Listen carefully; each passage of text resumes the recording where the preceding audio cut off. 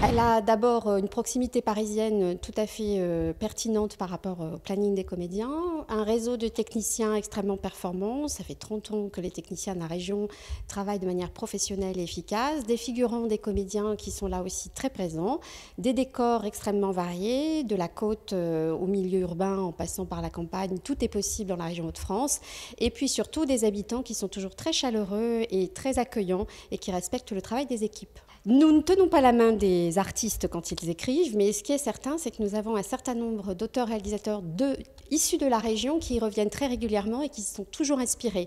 Arnaud Desplechin a toujours plaisir à revenir à Roubaix.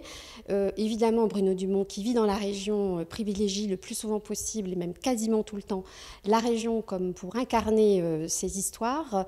Christian Carion, qui est né près d'Arras, a aussi un attachement très très fort. Et puis il y a évidemment Danny Boone, qui aime nous faire sourire avec nos travers.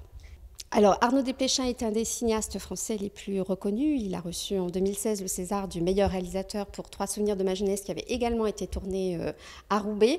C'est un cinéaste qui privilégie le romanesque, mais qui a besoin du décor naturel pour s'exprimer et qui revient toujours, encore et toujours, à Roubaix. Souvenez-vous pour Conte de Noël, qui était un drame familial. Il était revenu peindre cette famille dans une maison à Roubaix. Et donc là, pour ce film policier, qui est un hommage à Hitchcock, il a eu le souhait de revenir